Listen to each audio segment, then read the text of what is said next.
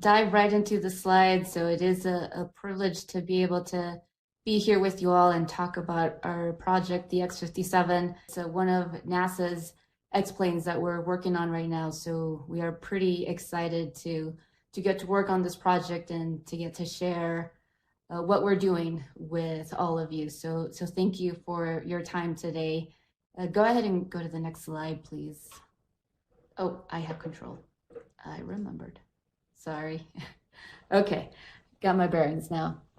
I'll start with what exactly are we doing with X-57? Why do we even need this kind of technology? As you heard in the video, there are some dramatic improvements in efficiency that we are looking to accomplish by going with this kind of architecture in airplanes. And so really we're looking to generate the next level of airplane designs that will be more efficient and therefore reduce emissions, reduce energy use, and reduce community noise and operating costs, which then translate into reduced costs to the customer, the everyday user, all of the taxpayers who are looking for ways to save money on travel and commuting.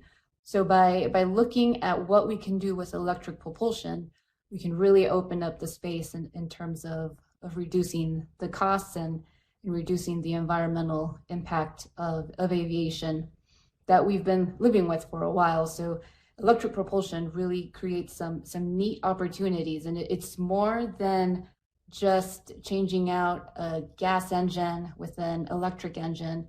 And as I walk through my presentation, it's one of my goals is to be able to communicate that and hopefully really share the importance of what we're trying to do and what that means to aviation going forward.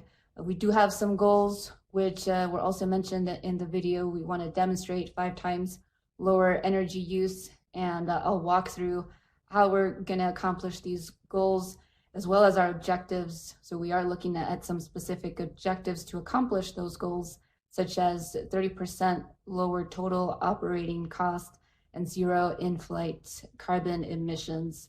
And I did make a reference there in the blue to some other objectives, which we are calling our secondary objectives, which are lower community noise, some flight control, redundancy, robustness, reliability, and improved ride quality. And again, as I talk through the technologies, we'll talk through what all these different aspects mean.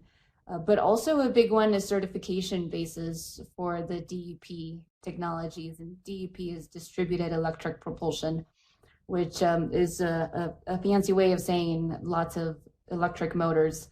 And what can we do when we have lots of electric motors in terms of airplane design? But as it stands right now, the FAA is struggling to really identify what kind of testing is required to certify electric airplanes. And so right now it's kind of everybody's trying to figure it out on their own, and we're learning along the way what's working and what isn't. And X-57 is a big part of that, and we're working very closely with the FAA to figure that out, to help those airplane designs that are coming out in general aviation. We do have what we call modifications, mods for short for modifications, and we have mods 2 through 4 happening right now. And in a couple slides, I will describe what those are. But this chart here lists what our objectives are. So we do have 6, which include the primary and secondary objectives for the modifications that I described in the previous slide. And as I walk through my slides, I'll talk through each of these and what that means in terms of affecting the design or a particular design decision that we made with our airplane. But the other thing that I want to show is how we are getting the technology to that next level, so that other airplane designers can start picking up the lessons learned and the data that we are producing to make their airplane designs more efficient and take advantage of what we've learned and keep advancing the technology even further. And that'll include as well the testing, like I mentioned. This should be one of those things that we do where we help other companies really identify what they need to do in terms of testing and then how to accomplish some of that testing. So lots of really exciting and important contributions to the future of electric general aviation. I really like showing this slide because it shows the comparison of what the stock airplane looks like, which is the outline shown in solid blue. We chose to use a Tecnam P2006T. That's just a general aviation airframe that we decided to use. And it's a standard type of GA airplane.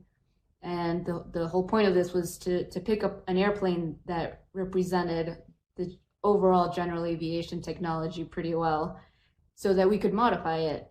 And one of the modifications that we'll do as we go into the demonstration of distributed electric propulsion systems is replace the stock wing with a much skinnier wing, which you can see here in the gray.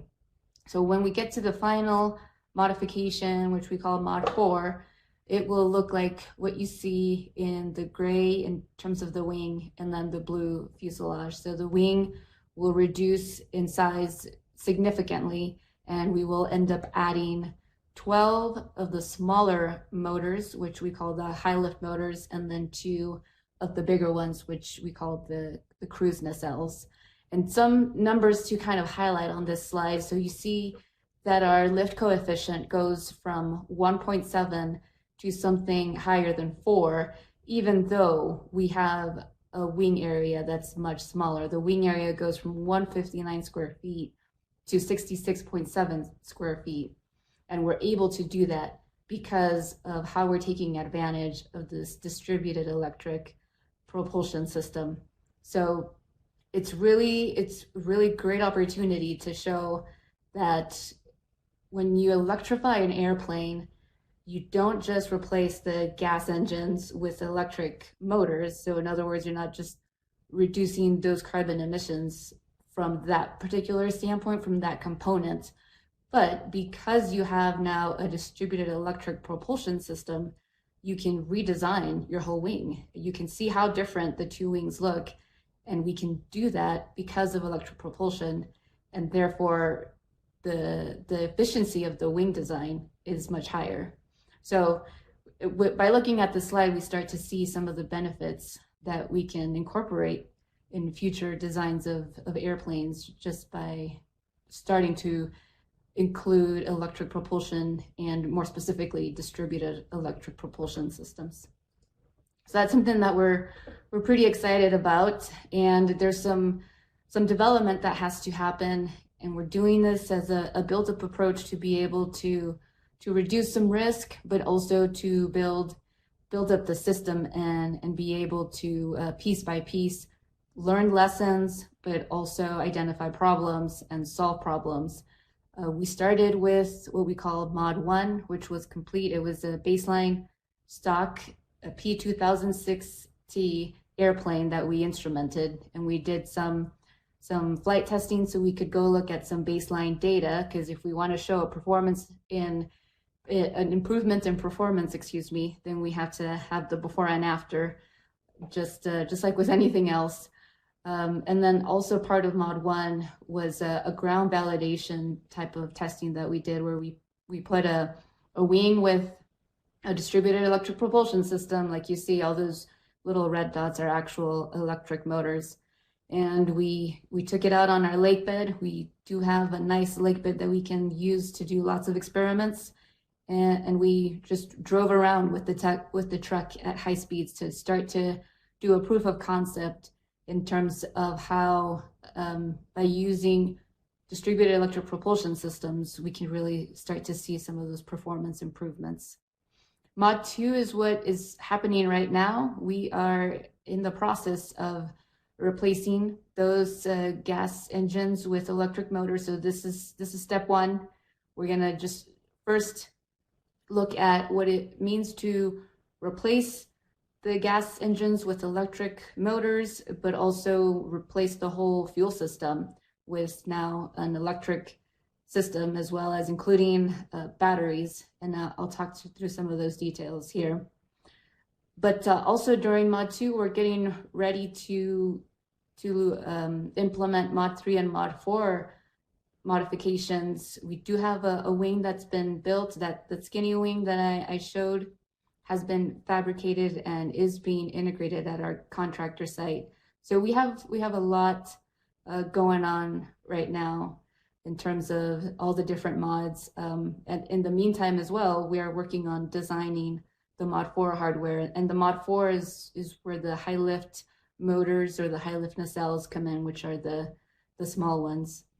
And so I'll show the importance of Mod 3 and Mod 4 and how they work together to help us prove that we are indeed taking advantage of the performance improvements by implementing a distributed electric propulsion system.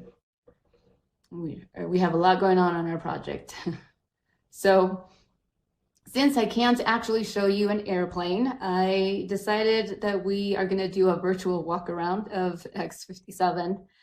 So this breaks down some of the key components of the final configuration, the Mod 4, where we put everything together, the two wingtip cruise motors, along with the 14 high lift motors shown on the inboard of the wings.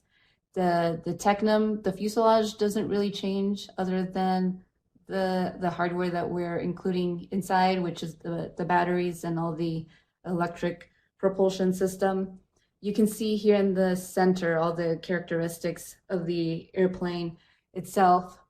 One thing to keep in mind about the high lift system, you can see how the blades on the high lift motors actually fold on the right side of the screen. And we do that because, as the name would imply, the high lift system is used for those flight conditions where we need high lift, so slow speeds. But once we get to the faster speeds, the cruise speeds, we don't want to take the drag penalties by having all the little spinny bits deployed in the free stream. So we fold, we retract those high lift blades so that we can still maintain some of that performance improvement at cruise speed. So it's a clever way to be able to have that skinnier wing that produces the lift that we need at slower speeds, but then at cruise speed still gives us the performance improvements that we are hoping to accomplish with this configuration. So let's go ahead and play this video. And I believe you're in control of that, Barbie. The video.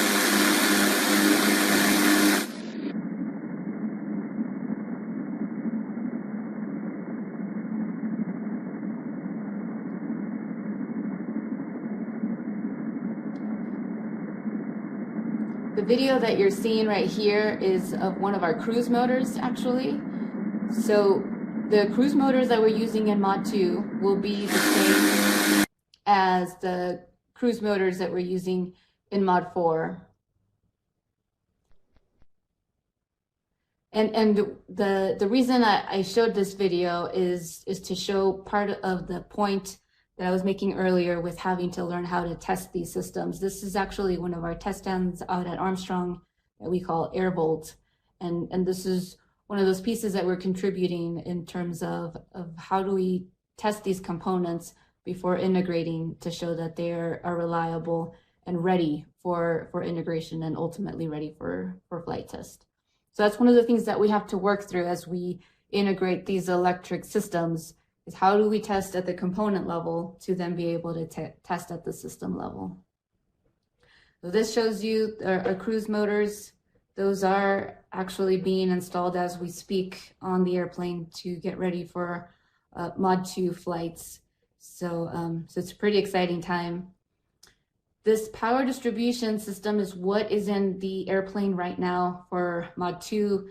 You'll notice the cruise motors for left and the right side, but no high lift motors yet, because that's a future Mod 4 configuration. But with this, you start to get a sense of what an electric propulsion system, what the guts of an electric propulsion look like. And you can see our batteries. So we will have 8 battery packs to replace the fuel. Now we have batteries, and instead of fuel lines, you have electric wires running all over the airplane. So the only difference between this and Mod 4, like I mentioned, is we'll see 12 additional high lift motor controllers that'll also be consuming power from the power distribution system. One of the challenges that we've had is with the actual batteries. Battery technology as it is right now does not have a very high specific energy.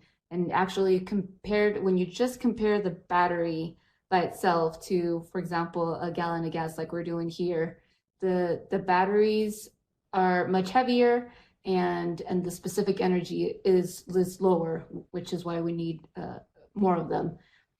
So we fully recognize, and everyone in the electrified general aviation industry recognizes, that battery technology is a challenge that we are working. And just like we're doing at the system level, we're doing at this component level where we're taking it a step by step in terms of development.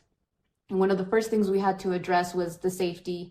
The bottom picture that you see here is the result of a thermal runaway test that we first experienced as we were preparing for X-57.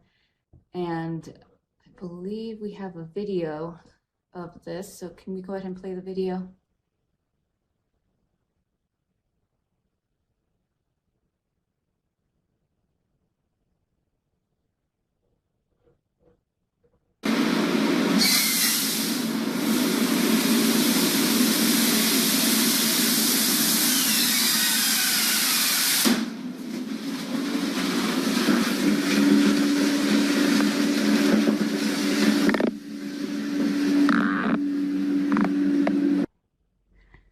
Okay, so that gets, it starts off kind of, you're not even sure if the video is playing because there's not much happening. But obviously you quickly realize that something that you don't want to happen is happening, and the explosion was not supposed to happen. But I always like to use this as an example of why we do all this testing on the ground. We fail on the ground so that we don't fail in the sky. So this was a very important discovery to make, so that we could make sure we have a reliable battery. In this case, we didn't, but this gave us the opportunity to then go and improve the design. And actually, the vendor that we worked with on this has implemented some of these lessons learned already in their design. And let's go ahead and play these 2 videos, please.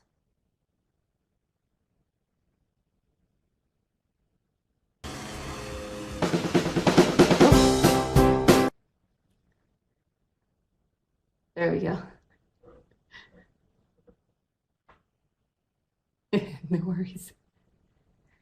It turns out that when we improved the design, we actually did such a good job that we couldn't even tell if the test was working.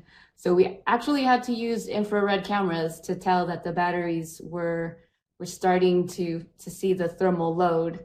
And this was the only way that we could actually tell that the test was happening, that the thermal load was being applied correctly, and that the battery was responding as was intended based on the updated design.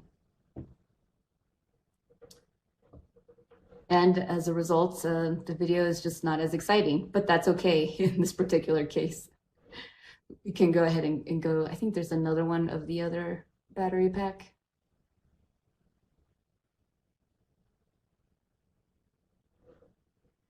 Similar situation with this particular battery pack. Again, we had to use infrared cameras to be able to tell that something was actually happening in terms of the testing, because otherwise it was pretty hard to tell. So this was one of those stories where the component failed initially, but then we were able to do some good design updates that then resulted in a success story. And we can go ahead and go back to the presentation.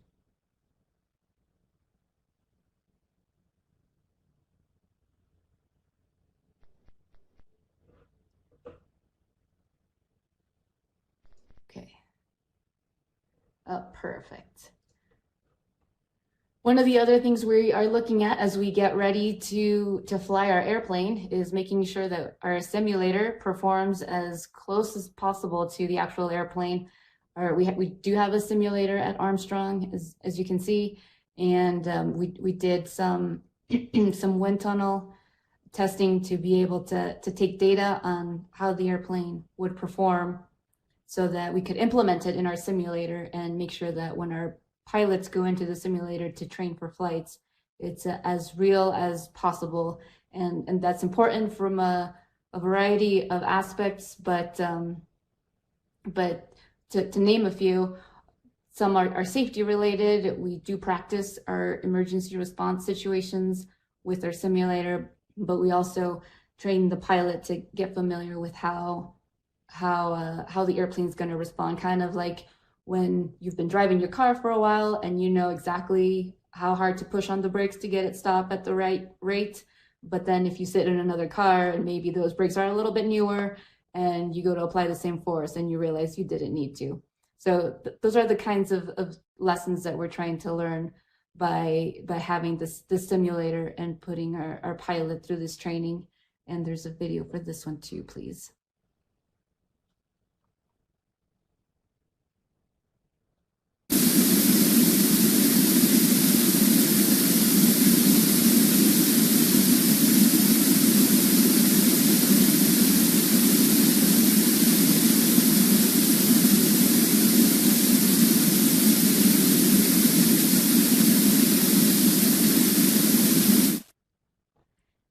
And that was our wind tunnel that we used to start to get familiar with how the X-57 will perform in flight. We can go back to the slides, please.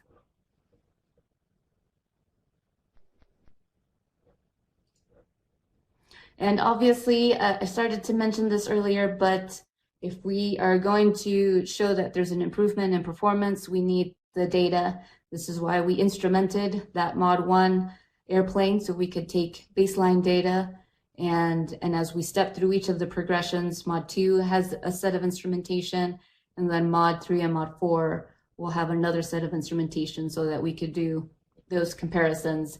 And we're looking at pretty much anything you can think of. We're looking at structure with strain gauges. We're looking at vibrations with accelerometers. We're looking at pressures and what the flight controls are doing, what the control surfaces are doing, and anything you can think of, we have instrumented, and we're acquiring that data to be able to post-process and share with everyone how our modified airplane performed. These are all the points that we're going to go fly to do exactly that. And I talked a little bit about how we're going to do the comparison. So Mod 2 is still very similar. If you look at Mod 2, it looks just like the Mod 1, but like I mentioned, the guts have been replaced with all electric systems. The wires that'll deliver the power, the motors are now electric, but otherwise it looks the same. So it has the same flight range as the Mod 1, the baseline airplane. Mod 3 and Mod 4 go hand in hand. Because we make the new wing, we made it skinnier, it can fly really well at those cruise speeds, but then that means that low speed, it doesn't exist really. It needs the high lift system, which is why we call it the high lift system, to produce that additional lift at the slower speed so that we can then test across the full range of speeds and do a full comparison from Mod 1 to Mod 2 to the Mod 3, 4, and show all the different benefits of electric propulsion, from just electrifying the airplane to also then taking advantage of the electric propulsion system to creating a different wing design that then uses that kind of capability to have higher efficiencies across the whole flight envelope. Now go ahead and close with this last video that shows you just a concept of what it's going to look like when it's all said and done. So we can go ahead and play the video, please.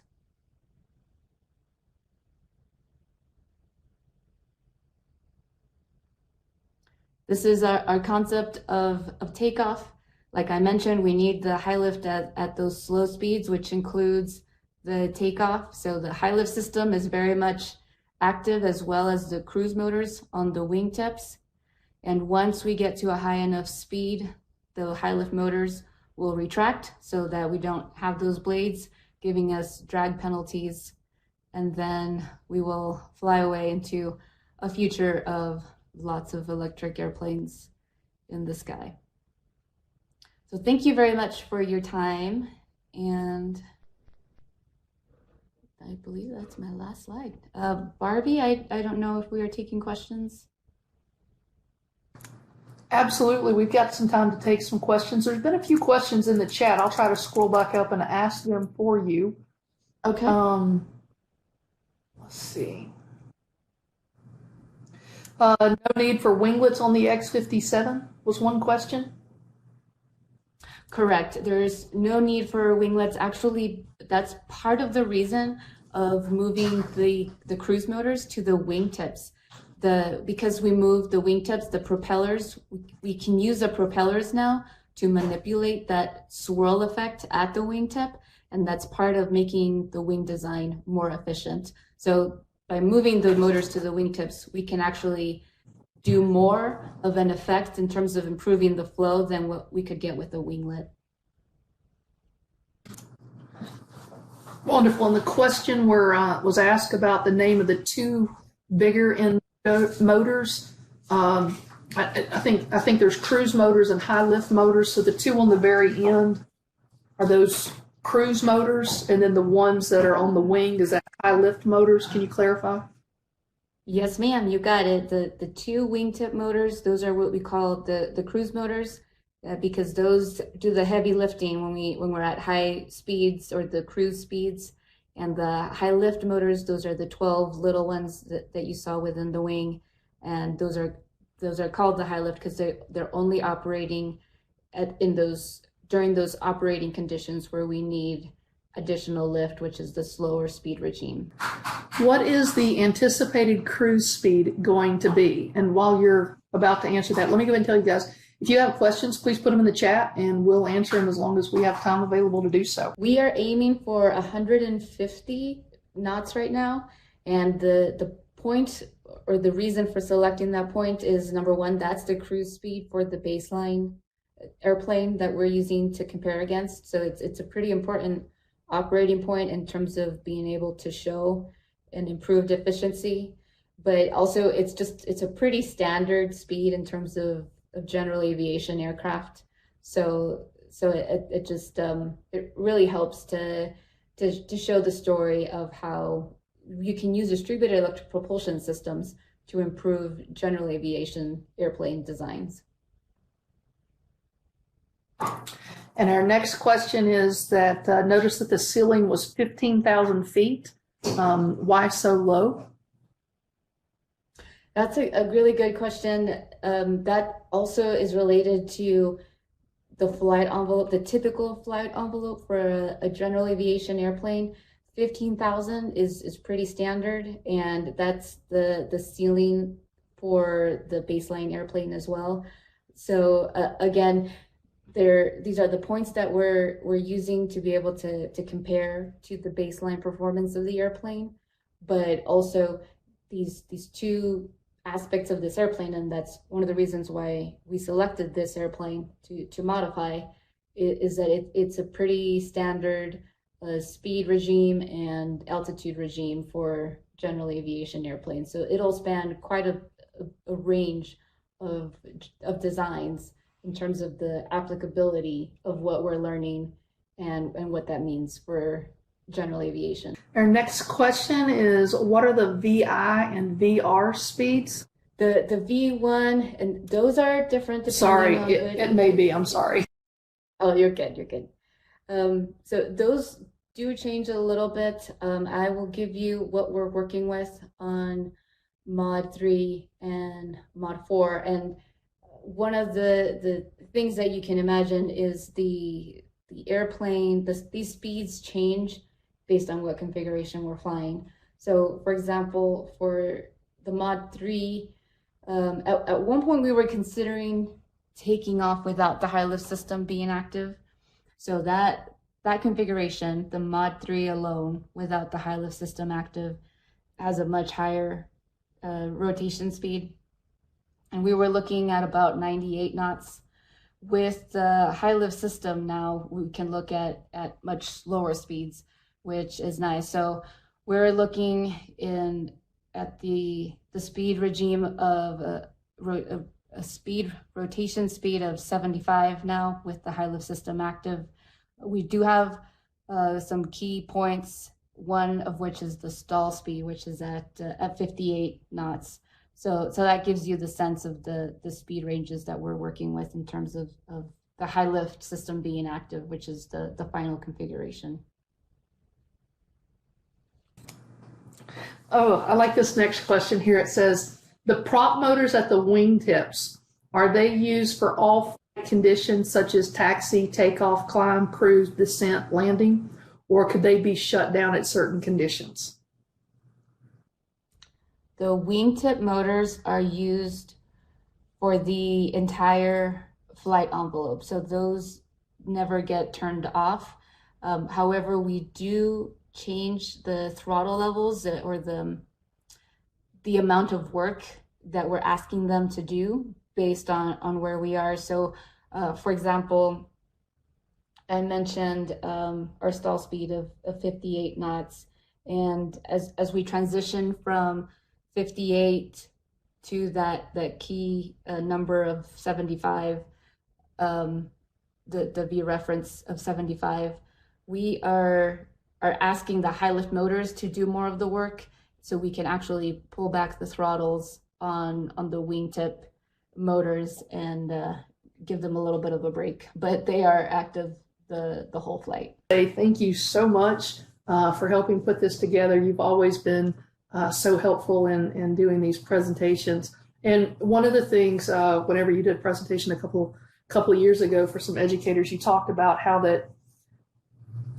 while we're not really researching about the batteries and making the batteries efficient for, like, a smaller car battery, the fact that what they're discovering there could truly have trickle down effects for that. And that's just amazing. I also love the quote in terms of, as far as the issue with the battery, making sure that the test happens and the issues happen on the ground so that you're safe when you fly. So exactly. Thank you.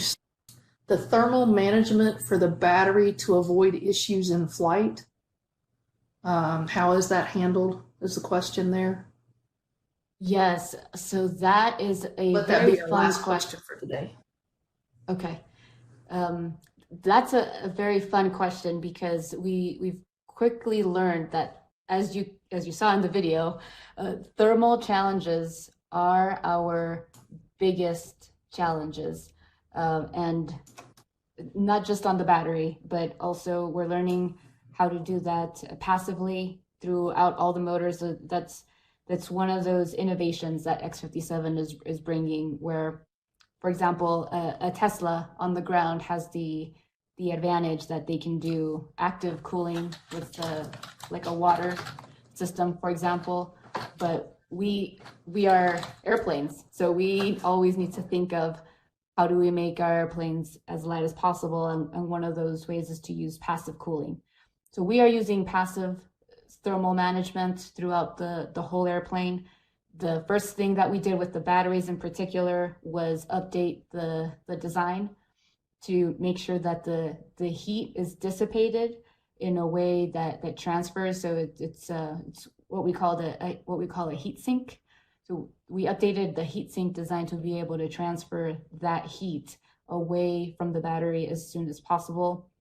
We also, I don't have pictures of this because we just, we're still putting the airplane together, but we are attaching, we call it an octopus in the airplane, but it's a series of tubes that actually connect from the top of the battery packs to an exit hole, a vent hole at the top of the airplane to allow for some of that hot air to rise and then exit the airplane so that it doesn't collect within the cabin. And not just for avoiding thermal runaways like what we saw in the video, but even between the batteries and all the systems in the cockpit and the cabin, we want to make sure that our pilots aren't fried as they're flying. So we have been trying to keep an active management approach to keeping those thermal issues at bay.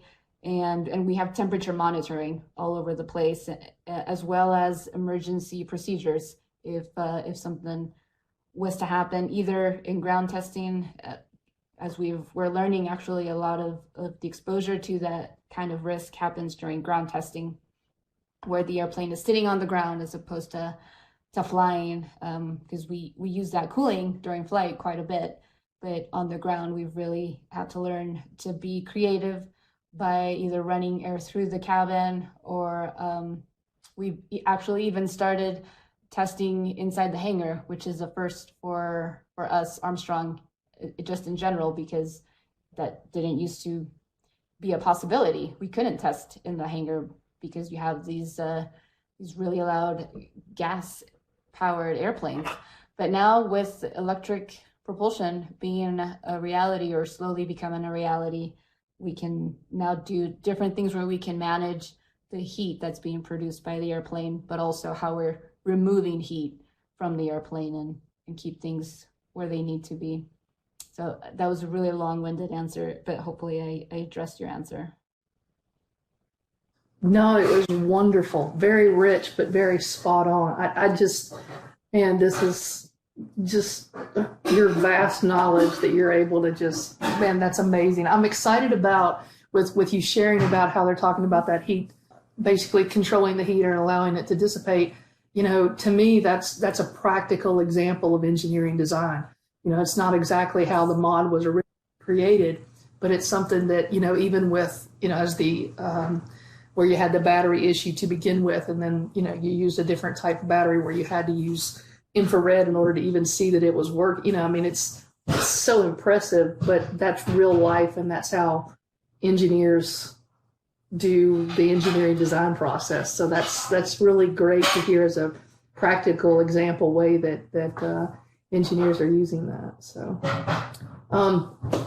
Claudia, thank you so much. I'm going to talk a little bit about education and some educational aspects, and I will bid you goodbye, or you can hang out for the next 12 minutes if you want to hear some more education stuff. But I know that you've already had a busy day, and I greatly appreciate you coming and being here. And man, this has been awesome. Thank you so much. Thank you. So I'll transition and show you guys a little bit. Now this video here is about, it's called Physics, Engineering Design and the X-57. It's a little video. A lot of what we've seen today, I feel like, is very technical. This particular video, I don't feel like it is as technical. I think it's more kid-friendly. So not that students wouldn't enjoy what we've seen so far, but this one here kind of takes a look at particularly the electrical and artificial intelligence that goes with that. So, and the link is in the chat if you need it.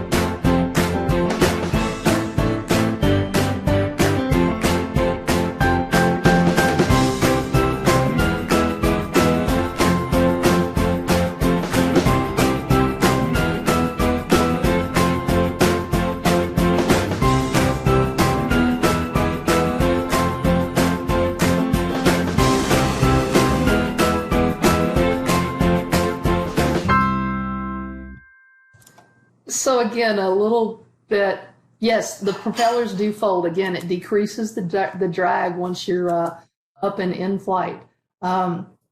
So a little bit more kid-friendly, probably a little bit more on my level as opposed to Claudia's. Man, what information, just amazing.